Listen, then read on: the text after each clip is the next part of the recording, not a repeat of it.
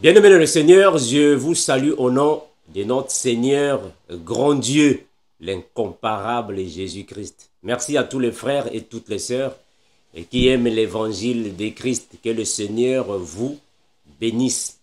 Mes bien-aimés, je fais cette vidéo pour exhorter nos jeunes frères, ceux qui aspirent alors au ministère.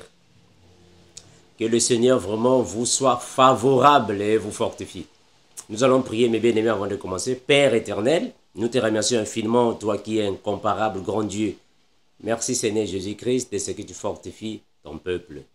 Garde, protège, Père, sois avec nous partout là où nous pouvons être, parce qu'il n'y a que toi qui peux nous diriger, nous protéger, nous fortifier. Ton magnifique nom précieux, nous avons ainsi prié, nous disons Amen.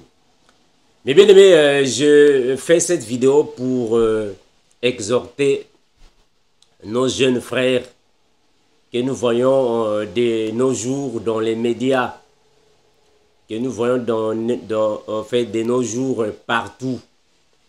Mes frères, vous savez, l'évangile de Christ n'est pas peut-être une chose à blaguer avec, comme nous voyons aujourd'hui dans les médias ou partout. On voit des choses qui sont contraires à l'évangile de Christ. Parce que les gens confondent en réalité l'évangile de Christ. Les gens confondent ça. Parce que nous croyons que nous sommes des arbres que Dieu a plantés ici sur la terre. Ça, c'est vrai. Étant des arbres que Dieu a plantés ici sur la terre, il faut que les arbres grandissent. On ne peut pas planter un arbre aujourd'hui, il va grandir aussi aujourd'hui, il va donner les fruits aujourd'hui. C'est avec le temps. C'est la même chose que Dieu a fait à ses enfants. Dieu a donné les dons à plusieurs personnes. Mais malheureusement, les gens prennent ces dons faits à la précipitation. Ou soit avec précipitation si vous voulez. Ça ne devrait pas être de cette manière. Aujourd'hui, on voit dans les médias, bon, un pasteur de 11 ans. Un pasteur, mais qui a 11 ans. Ou un prophète qui a 10 ans. Un docteur qui a 15 ans. Mais bien, mais vous savez, tout est possible à Dieu, ça c'est vrai. Mais sauf que la manière dont les jeunes d'aujourd'hui prennent l'évangile de Christ n'est pas correcte. Cette manière n'est pas juste. Parce qu'on va constater qu'il y a même plusieurs qui en fait s'élancent dans le ministère sans pourtant être réellement choisis ou appelés par le Seigneur. Voilà pourquoi moi j'ai toujours conseillé aux jeunes frères de repartir à l'école. Très important. J'ai toujours conseillé aux jeunes frères de repartir à l'école, d'étudier. Parce que les réseaux sociaux contribuent aussi pour l'édification de l'Église, mais aussi détruisent. Les réseaux sociaux détruisent aussi plusieurs personnes. Voilà pourquoi nous constatons aujourd'hui qu'il y a plusieurs chrétiens qui souffrent. Ne faites-vous pas la différence entre les chrétiens et d'autres religions, peut-être si vous pouvez penser de cette manière-là. Vous ne constatez pas que prenez les autres religions, soit les autres pratiquants, les musulmans, moi je ne sais pas qui, moi je ne sais pas qui là. Même s'ils ont des pratiques sataniques et autres. Mais vous ne voyez pas leur manière de l'autre. Pourquoi il y a seulement des chrétiens qui souffrent? Les chrétiens sont des souffrants. Donc, 99,5% des chrétiens sont souffrants. Mais parce que les chrétiens, nous en fait, nous avons la foi. Comme je l'ai toujours dit, on a la foi, mais on n'a pas l'intelligence et la sagesse. Bon, pas tout le monde, hein, je le dis d'une manière générale, bon, la majorité. Parce que pour les chrétiens, lui, il croit que bon, c'est la foi. Hein, moi, je crois en Dieu, c'est ce que Dieu m'a dit. C'est ce que Dieu m'a dit. En fait, nous sommes ici sur la terre. Nous ne sommes pas au paradis déjà. Étant ici sur la terre, il faut se conformer à d'autres choses de la terre qui contribuent pour notre avancement, pour notre bien et pour notre développement ici sur la terre. Bon, vous voyez un petit garçon de 10 ans, pasteur. Un petit garçon de 11 ans, prophète. Mais bien aimé, les gens, moi je ne sais pas comment est-ce que vous voyez la Bible peut-être, mais les gens, ne comprennent pas bien la saine doctrine. C'est triste, hein? Repartez à l'école, partez étudier. Dans les médias, vous ne voyez pas, il y a trop de jeunes. Trop de jeunes. Niveau d'études zéro. Partez étudier. Voilà pourquoi aujourd'hui, il y a maintenant l'escroquerie. Il y a trop d'escrocs. Les prophètes, moi les autres, les escrocs. Mais c'est à cause de ça. Repartez à l'école. Partez à l'école. Allez à l'université s'il y a moyen. Vraiment, je l'ai toujours dit, à moins que vous soyez dans une famille misérable qui n'a pas de moyens. Mais surtout, ceux qui vivent dans les pays développés, en Occident et autres. Repartez à l'école. Repartez à l'école. Repartez à l'école. Nous autres, nous faisons ça. Moi, Dieu m'a donné le ministère. Mais je suis étudiant. Mais je vais aussi au travail. Je travaille, j'étudie et le ministère, j'enseigne. Enseigner, travailler, étudier. Partez à l'école, surtout vous qui êtes dans des pays comme ça, je ne sais pas, vous qui êtes en Europe, au Canada, aux États-Unis, moi je ne sais pas dans quel pays développé là. Même pas 40 ans, 30 ans, 32 ans, 33 ans, 34 ans, 35 ans. Vous êtes toujours là, vidéo dans les médias, vidéo. Partez à l'école, mes frères. Toutes choses en son temps. Vraiment, moi je me demande, il y a même, bon, vraiment je ne sais pas, il y a beaucoup de nos jeunes frères, bon, dans une semaine tu peux avoir, de lundi à dimanche, vidéo. Moi je me demande, vous étudiez à quelle heure? Vous partez à l'école à quelle heure? Vous étudiez, vous avez quel niveau d'études? Mais bien aimé, ce n'est pas parce que le Seigneur nous a donné le don de prêcher. Il nous a donné le don d'enseigner, le don de prophétiser. Moi, je crois, il y a plusieurs dons que le Seigneur peut nous donner. Et on va rester dans les réseaux sociaux, sur YouTube, Facebook, moi, je ne sais pas, de lundi à dimanche. Mes frères, il y a une vie aussi à faire. Il y a une vie à faire. Moi, je me demande, vous partez à l'école à quelle heure? Vous étudiez à quelle heure? Même dans les réseaux sociaux, sur Facebook, c'est la même chose. Il y a des personnes, il y a des frères, des jeunes frères. Quand tu vas sur Facebook, ils sont là du matin au soir. Du matin au soir sur Facebook, TikTok. Mais mes frères, vous étudiez à quelle heure, à quel moment? Vous partez à l'école à quel moment? Voilà pourquoi nous avons ici, dans les pays, que nous sommes ici. Il y a plusieurs jeunes qui sont venus dans les pays, les pays modernes, modernisés, soit avancés, développés par rapport aux autres pays. Mais comment est-ce que toi, tu vis en France? Tu vis à Paris. Plus de 15 ans. Ah, mes frères. Vraiment, je ne sais pas, nous les chrétiens, tu vis à Paris plus de 15 ans. Plus de 15 ans. Mais niveau d'études zéro. Mes frères, dans les pays là où il y a plusieurs opportunités, comment est-ce que quelqu'un qui vit aux États-Unis, au Canada, tu n'as même pas 40 ans, tu as 30 ans, moi j'ai 32 ans, 33 ans, 34 ans. Plus de 20 ans, tu ne connais même pas la porte de l'université. Alors qu'il y a des opportunités partout. Il y a des opportunités partout. Hein, mes frères? C'est triste, hein? Voilà pourquoi il y a plusieurs chrétiens qui souffrent. Les chrétiens. Vous ne voyez pas dans les églises chrétiennes. Quand vous voyez dans les églises chrétiennes, la majorité sont des souffrants. C'est tout le monde qui souffre.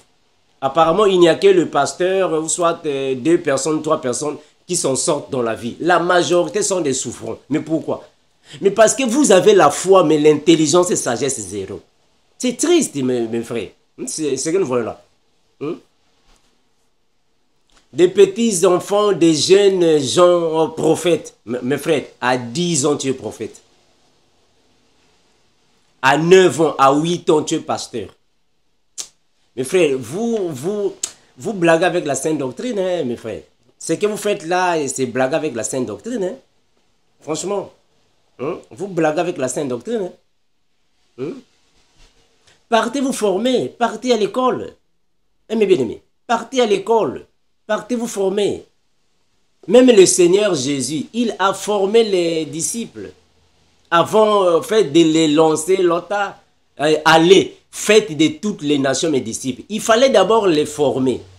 Parce que Jésus a dit dans la parole, je vous ferai pécheurs d'hommes. Donc il fallait d'abord les former pendant 3 années et demie. Après partez. Mais chez vous, vraiment, c'est pas ça. Eh mes bien-aimés, c'est pas ça. On a vu dans la Bible le jeune Samuel. Le jeune Samuel était sous les pieds du sacrificateur Élie. Il fallait d'abord être suivi. On doit les suivre. Le jeune Timothée, on l'a suivi par le frère Paul. Il fallait les suivre. Pas seulement Timothée, ils sont nombreux. Tite et Philémon, nombreux. Mais avec vous, vraiment, on ne sait pas. Hein? C'est triste, hein? Vraiment triste. Repartez à l'école. Faites les études. Le ministère est en vous. Si réellement Dieu vous appelle, parce qu'aujourd'hui, plusieurs personnes se lancent dans le ministère sans pourtant être appelées. Si le Seigneur vous a donné le ministère est en vous. Partez à l'école, formez-vous. Parce que la formation académique, la formation scolaire fera partie de ton ministère. Partez vous étudier. Tu n'as même pas 40 ans, même pas 40 ans. Mais tu es chaque jour sur Facebook, YouTube, tu vas à l'école à quelle heure? Il faut aller à l'université. Parce que beaucoup de gens pensent que non, moi j'ai déjà étudié. Bon, qu'est-ce que tu as fait? Non, j'ai fait la formation en pâtisserie. Va à l'université. Moi, quand je dis ici, partez à l'école, je fais allusion de faire les études primaires, secondaires et va à l'université. Tu finis, tu as un degré. Tu as une licence, tu as un master, tu as un doctorat, c'est bon. Dans la vie, ça va t'aider. Il faut savoir que demain, tu auras une femme et des enfants à la maison. Qui va nourrir ta femme et tes enfants? Mes bien-aimés, vous qui êtes toujours là, 10 ans, Dieu m'a dit, 11 ans, va à l'école. Demain, tu auras une femme à la maison. Tu auras des enfants à la maison. Qui va les nourrir? Qui va les former? Frère, partez à l'école, arrivez à l'université, décrochez une licence, un master. Ça va vous aider dans la vie. Mes frères, donc la vie n'est pas seulement la Bible, l'évangile. Non, frère. Nous avons la vie spirituelle et la vie physique. Les deux vies comptent, frère. Les deux vies comptent. Les deux vies comptent. Moi, avant de venir devant vous pour faire un enseignement biblique, je dois payer l'Internet. Et qui va me payer l'Internet?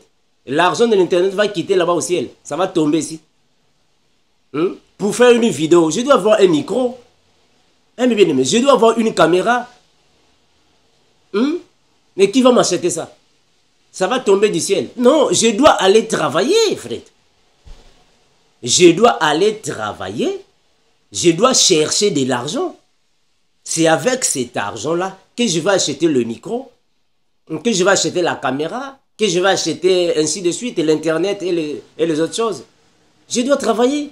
Bon, maintenant, toi, tu ne travailles pas. Comment est-ce que tu vas avoir, en fait, le matériel pour travailler avec? Même pour avoir une Bible. Je dois acheter la Bible. Maintenant, l'argent viendra d'où? Maintenant, demain, tu as une femme à la maison. Et tu as des enfants à la maison. Qui va former tes enfants? Qui va donner à manger, à boire, à vêtir, moi je ne sais pas quoi, à ta femme? Tu dois aller à l'école, tu dois te former. Oh non, frère Mando, moi j'étais à l'école. Qu'est-ce que tu as fait? J'ai fait la formation en coiffure. Oh frère, va à l'université. Va à l'université, tu as longtemps, tu as un carton.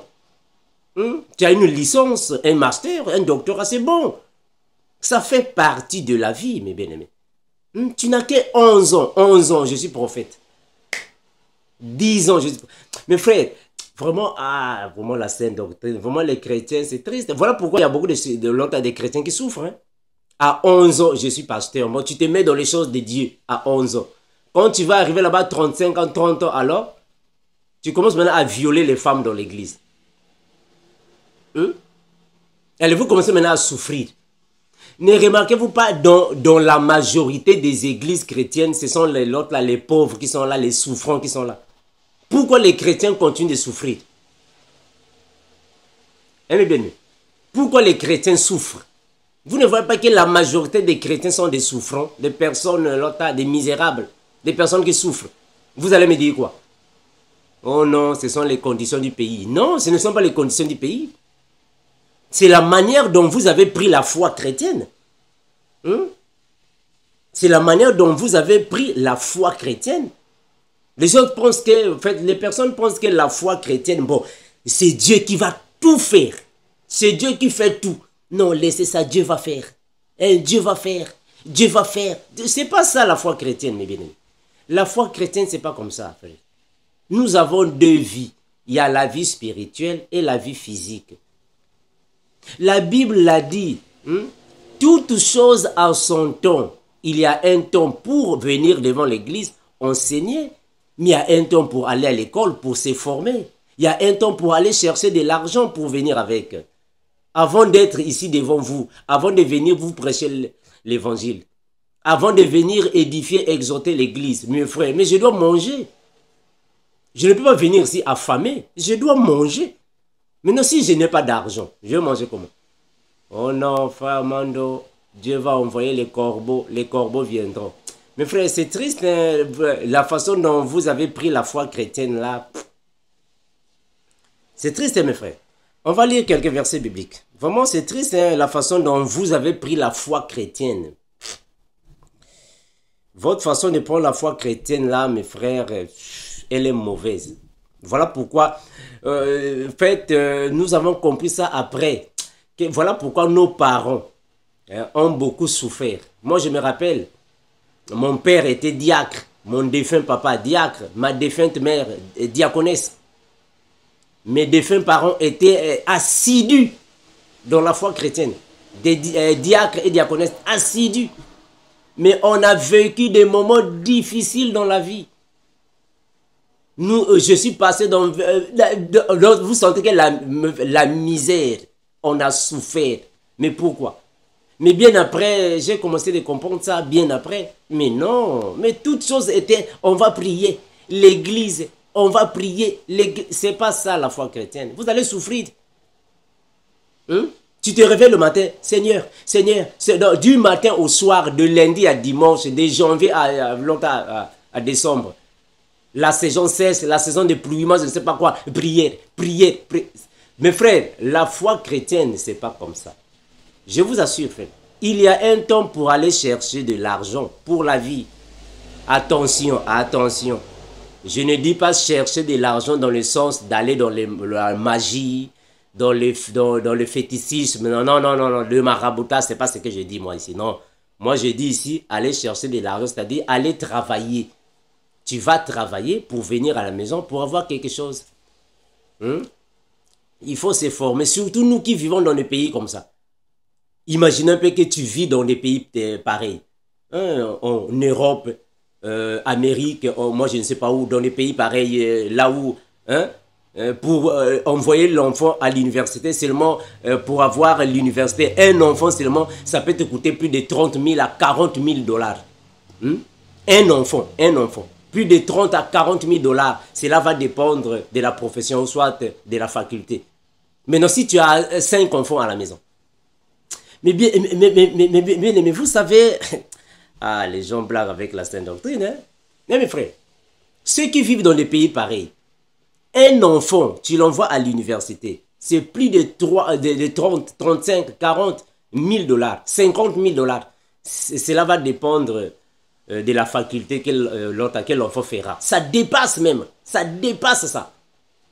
Maintenant, si tu as 5 enfants à la maison. Bon, je suis pasteur. Bon, tu as 5 enfants à la maison. Tu sais, par tête, ça va te coûter combien de l'autre là? Qui va payer pour tes enfants? Si tu es seulement là, Dieu m'a dit, Dieu m'a dit, Dieu m'a dit. Qui va payer les études pour tes enfants? Tu dois aller travailler. Maintenant, toi, pour travailler, pour avoir un bon boulot, il faut aller te former. Bien aimé, il faut aller te former. Je suis pasteur, je suis évangéliste, je suis docteur. Tu as quel âge? 11 ans, 12 ans. C'est triste, hein? Mes bien-aimés, partez vous former. Partez vous former. Cela fera du bien. C'est pour votre bien. C'est pour le bien de votre vie. Tu n'as même pas 40 ans. Même pas 45 ans. Va à l'école. Tu finis, va à l'université. Que d'être là chaque fois, YouTube, Facebook, YouTube, Facebook. Tu vas préparer ta vie à quel âge? Tu vas préparer ta vie à quel âge? Oh non, frère Armando, Jésus va déjà revenir. C'est comme une sœur là-bas qui est en Afrique. Une sœur qui est en Afrique m'a appelé, m'a dit, frère Armando, moi et mon mari, nous sommes en train de faire nos programmes. Ah, mais moi, je n'ai plus envie d'avoir des enfants. Je dis, oh, toi tu es marié, tu vis avec ton mari dans une même maison.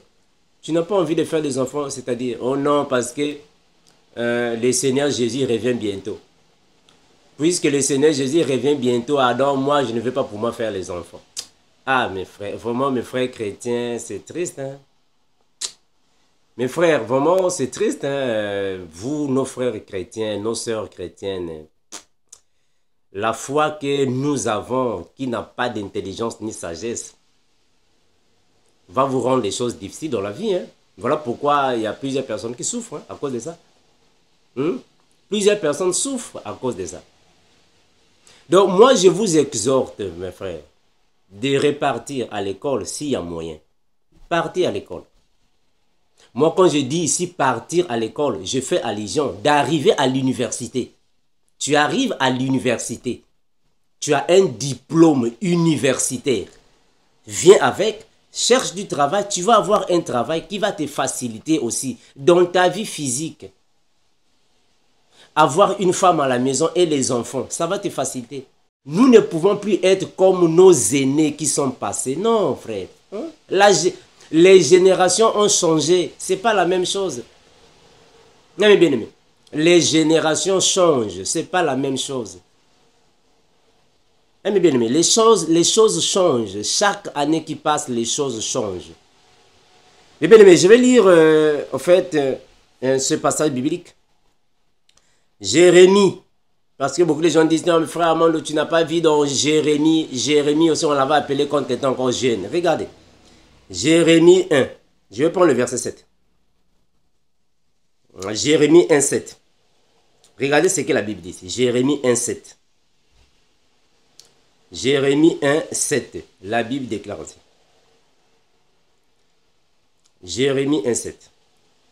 Et l'Éternel me dit, ça c'est Jérémie, ne dis pas, je suis un enfant, car tu iras vers tous ceux auprès que je t'enverrai, et tu diras tout ce que je t'ordonnerai. Mais bien aimé, regardons que quand le Seigneur appelle le frère Jérémie, il a parlé en fait à Jérémie.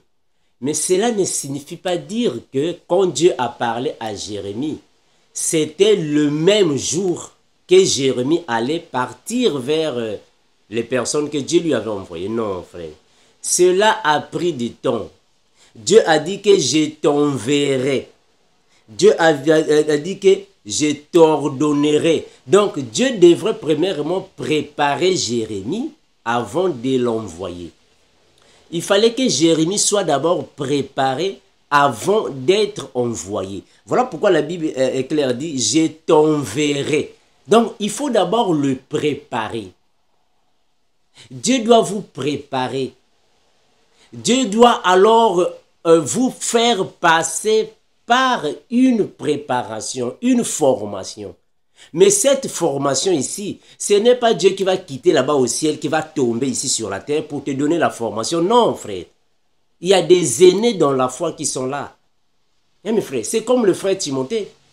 C'est Dieu qui a formé le frère Timothée, mais par le frère Paul. Hein, mes bien-aimés. Donc, Dieu forme ses serviteurs par ses serviteurs. Est-ce que vous voyez ça? C'est Dieu qui forme les serviteurs, mais par les serviteurs. Donc, il passe par ses serviteurs pour former ses serviteurs. Mais vous, vraiment, vous n'êtes même pas formés, mes frères. Seulement 11 ans, bon, Dieu m'a appelé. Non, Dieu doit d'abord prendre du temps. C'est comme un arbre qu'on a planté dans le jardin. Ce n'est pas le même jour que tu vas grandir, ça prend du temps. Regardez ce que le frère Timothée, en fait, Paul, hein, le frère Paul dit à Timothée. Eh bien aimé,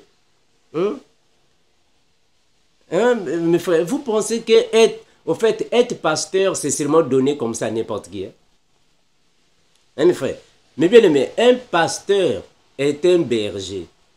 Le pasteur, c'est lui qui conduit le troupeau de Jésus-Christ ici sur la terre d'une manière physique.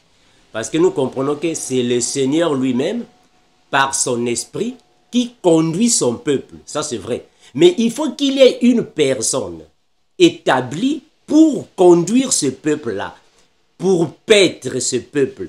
C'est comme le peuple d'Israël, non? C'est le Seigneur qui a conduit le peuple d'Israël jusqu'au désert. Mais il fallait qu'il soit là, Moïse. Il faut que Moïse soit là pour les conduire d'une manière physique. Donc, Dieu a établi les ministres de la parole pour paître son peuple. Hein, mes bien-aimés? Donc, ne faites pas des choses par vous-même, avec précipitation. Dieu m'a appelé, mais il faut que tu sois d'abord formé, préparé. Vous croyez qu'être pasteur, c'est seulement, bon, je suis pasteur. Bon, un enfant de 11 ans, qui est pasteur? Quelle expérience de vie a-t-il pour conduire le peuple de Dieu? Un petit garçon de 14 ans qui est prophète. 14 ans, tu es prophète. Tu as d'abord quelle expérience de la vie, des vies, pour paître l'église de Dieu? Mais bien aimé, toutes ces choses-là font partie, frère. Voilà pourquoi, avant de choisir un apôtre, il fallait se baser sur son témoignage. Quel est son témoignage? Le témoignage. Il doit avoir un bon témoignage. Lisez la Bible, vous allez comprendre ça. Les anciens, les diacres, les diaconesses, les évangélistes, il faut avoir un bon témoignage avant de te mettre pour aller jouer ce rôle-là. Mais un garçon de 15 ans, de 20 ans, un petit garçon de 8 ans, 9 ans, 11 ans, pasteur, il a quel témoignage? Mes frères, vous blaguez avec la sainte doctrine, mes frères. Vous croyez qu'un petit garçon de 10 ans, c'est lui qui va résoudre un problème dans un mariage? Supposons que dans une église, il y a un mariage qui est en fait en ébullition. Il y a un homme et une femme qui sont mariés depuis plus de 15 ans, 20 ans, 30 ans. Ils ont des problèmes dans le mariage. C'est un petit garçon de 10 ans qui va résoudre ces problèmes-là. D'abord, lui-même, à 10 ans, il a quelle expérience maritale? Il a quelle expérience d'une femme à la maison? Ne faites pas comme les catholiques. Hein, mes frères? Comment est-ce que vous voulez faire les choses comme les catholiques? Un prêtre qui va bénir un mariage. Un prêtre qui va bénir un mariage. Quelle notion de mariage lui-même a pour bénir un mariage? Hein, mes bien-aimés? Mais bien-aimés, c'est triste. Hein? Regardez ce que le frère Timothée dit. L'expérience de la personne, de la vie, le témoignage aussi compte. Ça fait partie du ministère. Hein, mes frères, ça fait partie du ministère. L'expérience de vie, le témoignage fait partie du ministère. Tu n'as que 15 ans. Tu n'as seulement 15 ans. Quel conseil tu vas donner à une femme mariée, à un homme marié, si toi-même tu n'as aucune expérience de mariage? Hein, mes frères, avant de conseiller un couple par rapport à leur vie sexuelle, il faut que toi-même tu aies d'abord de l'expérience. Supposons qu'il y a un couple qui a un problème sexuel. Un couple qui a des problèmes en fait, de lit, des problèmes conjugaux. Un couple qui a des problèmes sexuels. Je prends cet aspect-là. Un problème de sexualité dans un couple. Bon, toi, tu ne connais même pas la sexualité. Tu ne connais pas ce qui se passe là-bas. Tu ne connais pas ce qu'on dit là-bas. Comment est-ce que tu vas leur porter des conseils? Tu vas leur porter des conseils comment si toi-même tu n'as pas d'expérience sur ça? Mais bien aimé, je vais prendre 1 Timothée 5, 22. 1 Timothée 5, 22. La Bible va dire ainsi. 1 Timothée 5, 22. La Bible déclare ainsi. N'impose les mains à personne avec précipitation et ne participe pas au péché d'autrui. Toi-même, conserve-toi pur. Pourquoi le frère Paul dit ça à son fils Timothée? Pourquoi il dit ça? N'impose les mains à personne avec précipitation. Mais bien aimé, vous savez, ce n'est pas parce que bon, moi j'ai reçu le ministère, Dieu m'avait parlé, j'ai le ministère. Ne sois pas pressé. Même si tu as le ministère, même si tu as un don, même si tu avais été appelé, élu, comment est-ce que vous pouvez le dire, mes frères? Il ne faut pas venir dans la saine doctrine avec précipitation. Mais bien aimé. Ici, c'est le frère Paul qui dit ça à son jeune frère Timothée. Avec précipitation. Non, conserve-toi. Observe. Attention. Ce n'est pas aujourd'hui, bon, tu dors la nuit, tu rêves dans la nuit que bon, tu es en train de lire la Bible dans la nuit. Bon, tu te réveilles. Bon, voilà, j'étais en train de lire la Bible. Bon, je suis docteur de l'ordre de l'évangile. Je suis docteur. Parce que j'étais en train de lire la Bible. La nuit, tu dors là, tu vois, bon, tu es en train de parler sur la Bible, moi je ne sais pas comment, tu te réveilles, bon, je suis prophète. Mes frères, c'est triste, hein? Donc, vous faites des choses avec précipitation. Voilà pourquoi on constate plusieurs erreurs dans vos prédications là. Malgré, mes frères, c'est dur, hein, quand on vient ici chercher un peu à vous corriger, vous dites que nous sommes mauvais. Plusieurs erreurs, plusieurs faussetés dans vos prédications, dans vos évangiles, dans vos exhortations, dans vos enseignements. Il y a beaucoup de scandales aujourd'hui à cause de ça. La précipitation. Plusieurs personnes ils se précipitent dans les... Oh, bon, moi je vais déjà prêcher. Mais prenez votre temps. Pourquoi vous êtes pressé? Il y a trop de dégâts. Trop de dégâts. Manque de patience. Manque de... Vous êtes précipité dans l'évangile. Mais regardez ce que le frère Paul dit ici. 1 Timothée 5, je veux prendre le verset 14. Regardez. 1 Timothée 5, 14. Qu'est-ce que le frère dit? Regarde. Il dit ici. Je veux donc que les jeunes se marient, qu'elles aient des enfants, qu'elles dirigent leur maison, qu'elles ne donnent à l'adversaire aucune occasion de médire. Donc le frère Paul est en train de dire à son jeune frère Timothée que les jeunes gens, les jeunes se marient. Mes frères, mais pourquoi ils le disent, mon frère? Un jeune ne peut pas se mettre comme ça dans le ministère pour le plaisir, mon frère. Il n'a pas encore d'expérience de la vie. Le mieux serait que les jeunes-là se marient. Attention, le mariage n'est pas pour tout le monde. Ça, vraiment, c'est connu. Hein? Ce n'est pas tout le monde qui est appelé au mariage. Ça va, mes bien-aimés? Tout le monde n'est pas, en fait, n'est pas appelé au mariage. Mais si le frère est tenté de parler du mariage, c'est pour avoir de l'expérience dans la vie.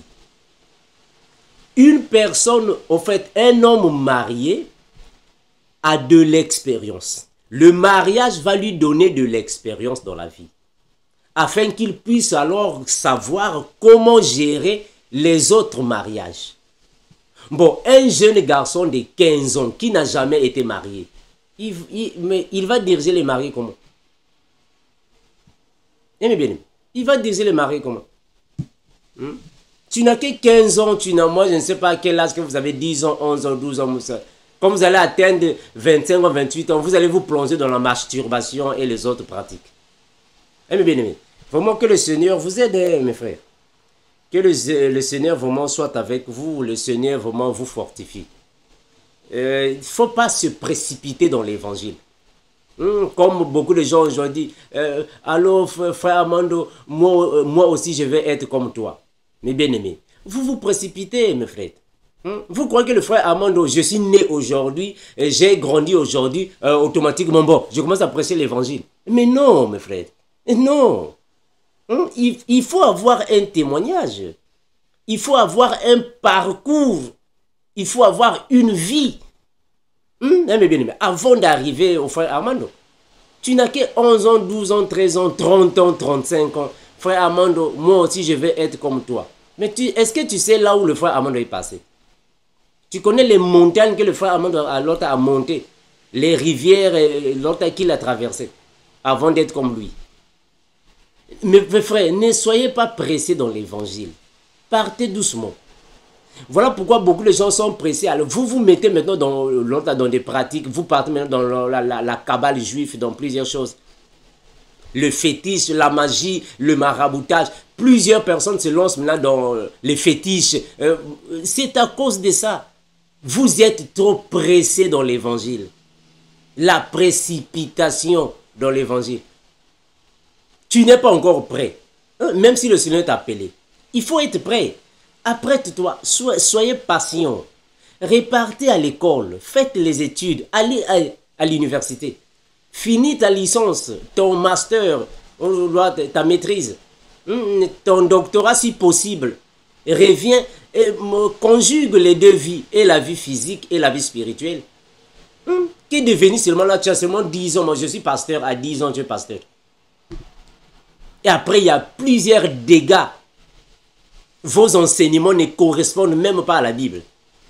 Vos prédications sont hors sujet, rien à voir avec la parole.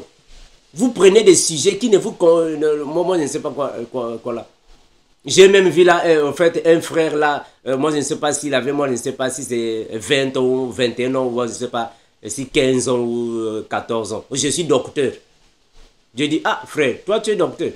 Oh, frère Armando, l'autre, je veux que tu puisses me former. Oh, mais toi, tu es déjà docteur, on va encore te former comme ça. Mais frère Armando, moi j'ai quelques questions, je n'arrive pas à les comprendre. Mais toi tu es docteur. Mes frères, mais comment est-ce que vous vous précipitez dans les choses comme ça? Vous vous précipitez dans les choses comme ça. Vous êtes nombreux. Il y a même un là que j'ai vu là, non, frère Armando, moi je ne suis pas convaincu de ce que tu as dit, parce que tu as dit, moi je ne sais pas quoi là, moi aussi je suis docteur. Je dis, ok, ça va, puisque tu es docteur. Tu es docteur, est-ce qu'on peut passer en direct pour éclairer l'église? Oh non, moi je n'aime pas sortir en direct. Oh, mais toi tu es docteur, non? Tu es docteur.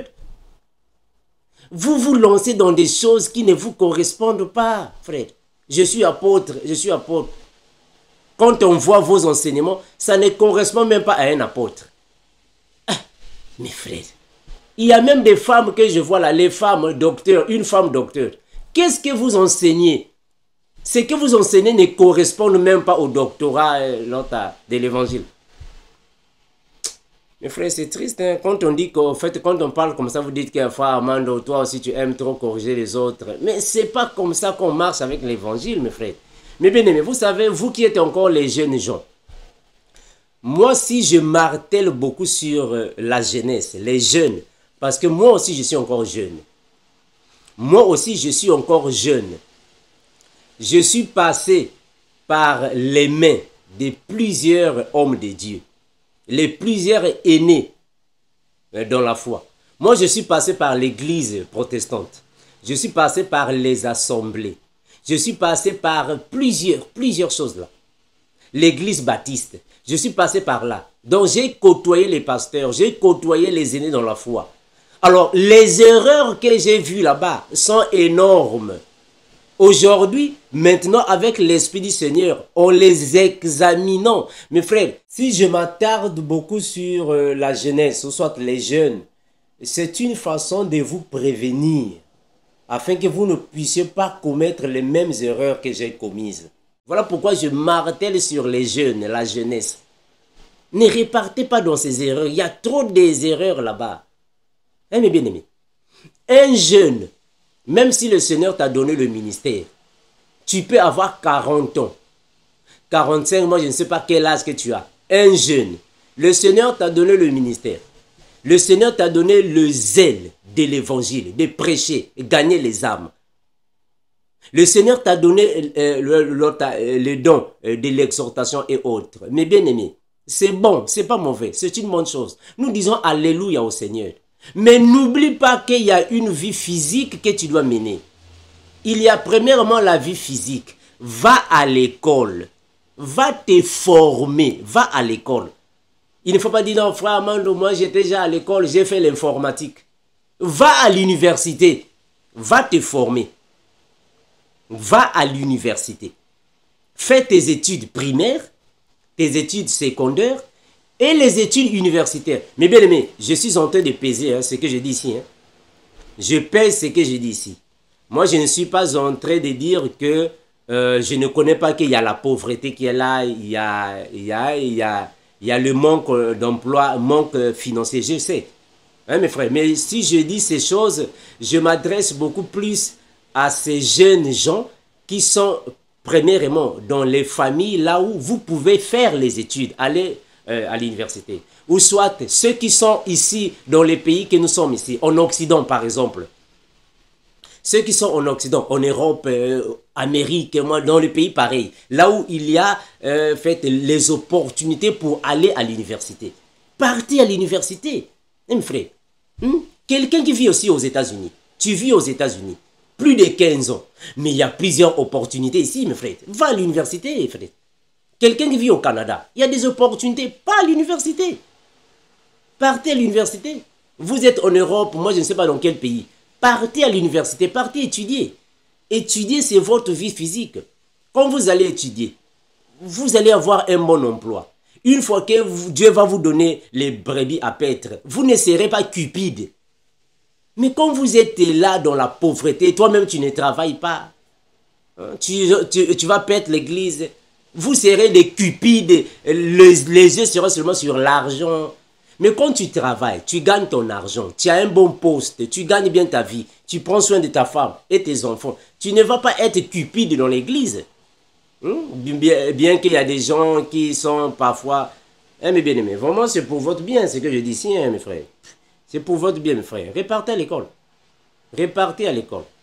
Partez vous étudier. Cela va muscler également votre bagage intellectuel. Ça va vous muscler le bagage intellectuel. Partez à l'école. Ton bagage intellectuel fera partie de ton ministère. Ça va faire partie de ton ministère. Donc tu es un ministre de la parole, mais tu as un bagage intellectuel. Ça te muscle. Ça aussi, ça fait partie, mes frères. Parce qu'aujourd'hui, vous ne voyez pas dans les réseaux sociaux.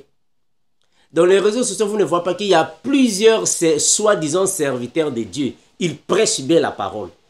Ils prêchent bien, ils lisent la Bible, ils prêchent bien. Mais intellectuellement parlant, mes frères, il y a beaucoup de soucis. Plusieurs personnes, vous voyez qu'ils prêchent la parole, il est serviteur de Dieu. Mais côté bagage intellectuel, vraiment négatif. Le bagage intellectuel aussi impacte ton ministère. Ça impacte ton ministère. Ça fait partie du ministère. Je vous assure. Vous ne comparez pas aussi l'autre là, même les apôtres de Jésus, vous ne les comparez pas. Et prenez les apôtres de Jésus, et Pierre, Jean, Jacques et les autres, et prenez l'apôtre Paul. Vous ne voyez pas que l'apôtre Paul apparemment est plus avancé par rapport aux autres. Mais Paul a étudié. Paul a étudié. Paul a beaucoup étudié plus que les apôtres de Jésus. Vous ne voyez pas qu'il y a une différence quand Paul est en train de parler et quand Paul s'exprime et quand Paul est en... Vous ne voyez pas qu'il y a une différence entre les apôtres de Jésus et Paul. Sentez-vous que celui-là, c'est quelqu'un qui a un bagage plus avancé que les autres. Et ça, c'est vrai. Le Saint-Esprit aussi nous donne. Il nous donne le bagage. Mes frères, nous avons deux vies. Je le répète, nous avons deux vies. Le Seigneur peut te donner un bagage intellectuel, la sagesse. Il te donne le bagage. Nous disons Amen. Amen, frère. Mais mes bien-aimés, nous avons aussi la vie physique. Il y a aussi la vie physique. Dans la vie physique, nous avons aussi envie d'un bagage intellectuel. C'est très important, frère. Les études et l'évangile. Il faut partir avec les deux. Important. Voilà pourquoi même dans la Bible, il y a beaucoup de choses que tu peux lire dans la Bible. Mais quand tu vas prendre ça dans le contexte intellectuel, quand tu vas prendre ça dans le contexte courant, ça va t'aider à avancer. C'est pas pour rien que le frère Pierre a dit que à la foi ajoute. À la fois, il faut joindre ceci. Joindre ceci. Ça fait partie de l'évangile. Je m'arrête par-ci, mes frères. Je voulais juste vous rappeler encore une fois de plus que le pasteur Estève a parlé avec moi par rapport à leur numéro de téléphone. Donc, on va vous donner un autre numéro de téléphone concernant la conférence biblique que nous aurons à partir du 3 et du 4 septembre, là-bas à Evansville, à partir d'Indiana. Donc, vraiment, pour ceux qui seront là présents, que le Seigneur vous bénisse, vous fortifie. Nous serons là pour partager alors l'évangile. Donc, quand j'aurai encore plusieurs ou soit autres informations, je ne manquerai de passer ici pour vous informer. Mais bien aimés, que le Seigneur vous bénisse et vous fortifie. Comme nous disons, et nous continuerons de vous répéter, Maranatha, l'incomparable revient bientôt. Mais cela ne signifie pas dire qu'on ne peut pas aller à l'école parce qu'il revient bientôt. Non, il faut aller à l'école. Soyez bénis, soyez fortifiés. Bye.